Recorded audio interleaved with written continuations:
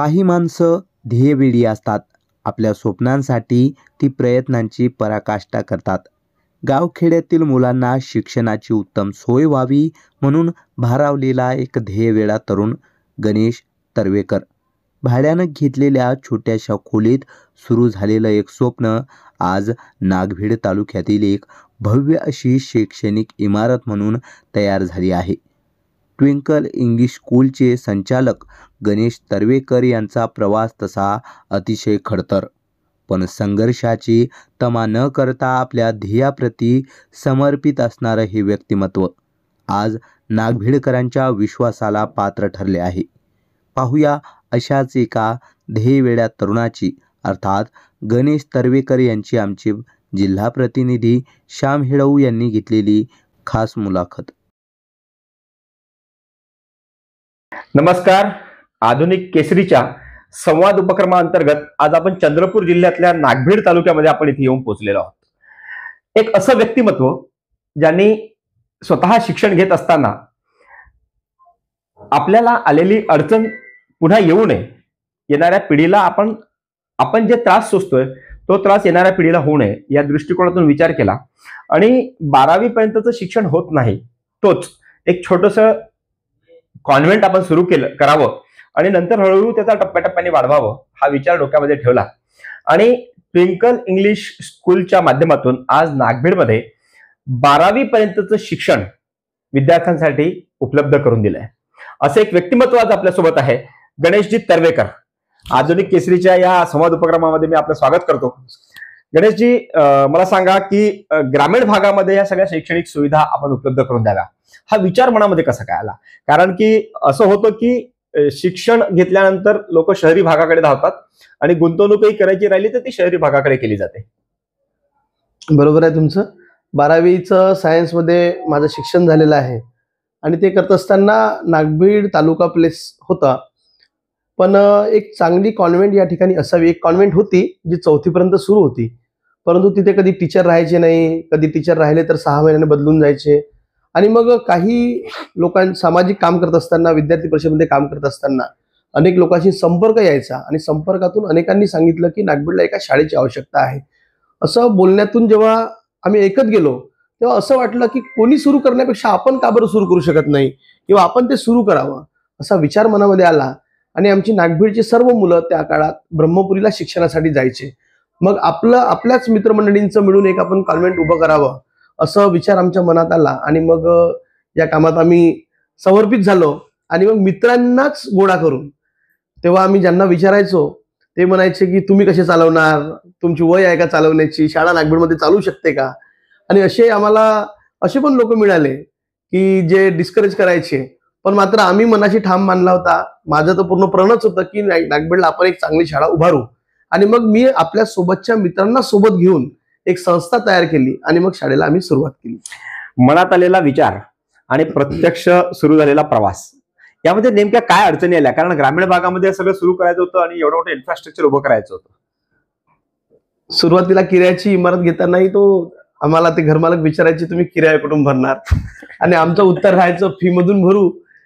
तर ते म्हणायचे की तुम्हाला फी किती मिळणार, मग कसे भरणार? मग आम्हाला ऍडव्हान्स पाहिजे. आम्ही म्हटलं ते फी येईल की नाही येईल, मात्र आम्ही संस्था म्हणून पैसे गोळा केलेले आहेत, आम्ही तुमचा किराया पूर्ण देऊ, मात्र शाळा आम्ही सुरू करू. आणि अशा पद्धतीने आम्हाला मग किरायाचं घर मिळालं. टीचरही आम्ही सुरुवातीचे टीचर मला आठवतात की 400 रुपये महिन्याने आमच्या इथे काम केलेले टीचर आहेत. 400 रुपये? हा, 40 विद्यार्थी होते, 38 विद्यार्थी होते आणि 2 टीचर आणि 1 प्यून असा आमचा पहिला वर्ष नर्सरी KG1 एका वेळी सुरू केला आम्ही. नर्सरीमध्ये काही 17-18 मुलं, KG1 मध्ये 6-7 मुलं, KG2 मध्ये एका वेळेस 3 वर्ग सुरू करून 2 टीचर 1 प्यूनच्या भरोशावर आम्ही स्वतः तिथे राबून अशा प्रकारची शाळा सुरू केली. आता हे जे प्रत्यक्ष स्वप्न साकार झालंय, काय वाटतंय? आता तर आनंद आहे आणि आनंद असण्यासोबतच एक प्राऊड फील होते की एका नागभीड सारख्या एका शहरात, एका तालुक्यामध्ये एक चांगली इन्स्टिट्यूट निर्माण करण्याचा जो आम्ही ध्यास घेतला होता ते आता पूर्णत्वास आलं. पूर्णत्वास आलं म्हणण्यापेक्षा याहीपेक्षा आता आम्ही याच्यामध्ये काय काय डेव्हलपमेंट करू या दृष्टीनं प्रयत्न सुरू आहेत. आज आमच्या जवळपास 1000 विद्यार्थी काम करतायत, 99 लोकांचा स्टाफ इथे काम करतो आहे. 6 आमच्याकडे स्कूल बस स्वतःचे आहेत, इतरही स्कूल बस बाहेरून लावलेले आहेत आणि एक हॉस्टेल सुद्धा आम्ही सुरू केलेलं आहे, ज्या हॉस्टेलमध्ये जवळपास 250 ते 350 275 मुलं या ठिकाणी इथे राहून सुद्धा शिक्षण घेतात. आणि एक चांगलं वाटतं आता की एक आपण चांगल्या कार्यामध्ये आपण काही कुठेतरी इथल्या मुलांना आपण हातभार लावतो किंवा एका चांगल्या क्षेत्रामध्ये काम करतो असल्याचा आनंद आम्हाला आहे. आधुनिक केसरीच्या वाचक आणि दर्शकांना सांगताना मला अतिशय आनंद होतो की नागभीड हा तालुका आहे चंद्रपूर जिल्ह्यातला, साधारणतः 100 किलोमीटर 110 किलोमीटर अंतर चंद्रपूर पासून पडतं.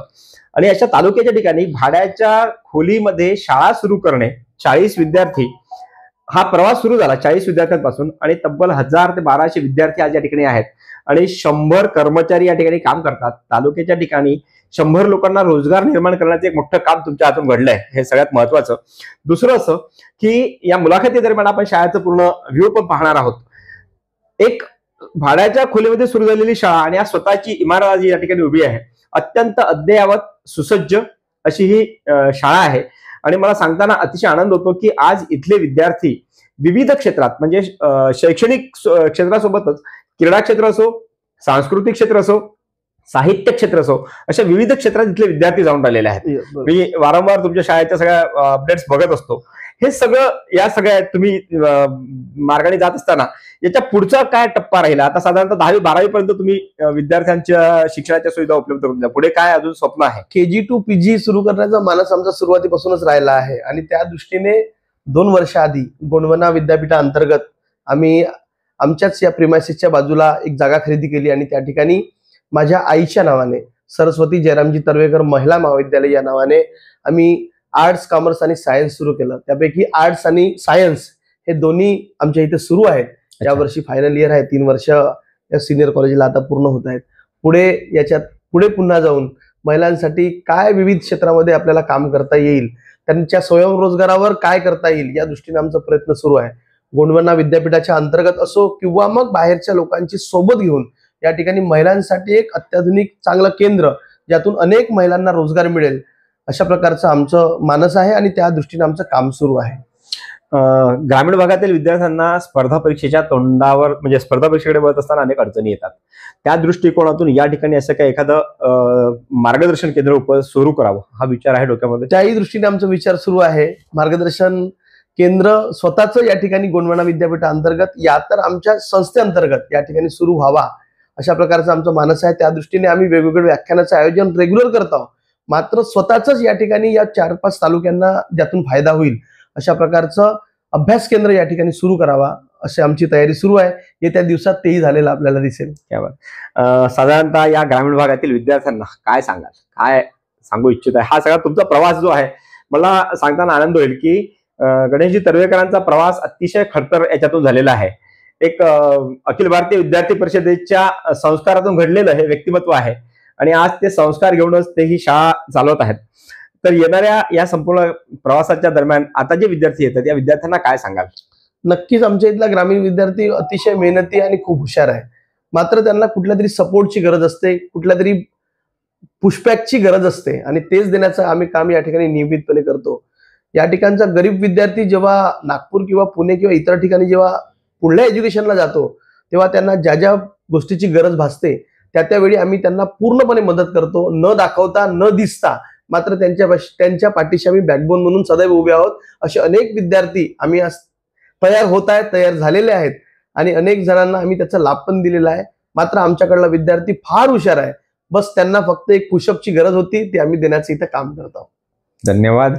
आधुनिक केसरीच्या वाचकांना आणि दर्शकांना सांगताना मला अतिशय आनंद होतोय की अतिशय ग्रामीण भागामध्ये येऊन एखादा विद्यार्थ्यांचे त्रास, आपण जे त्रास सहन केले ते त्रास आपल्या येणाऱ्या पुढच्या पिढीला, आपल्या भावंडांना होऊ नये या दृष्टिकोनातून एक तरुण मुलगा जीवाच्या आकांताने धडपडतो.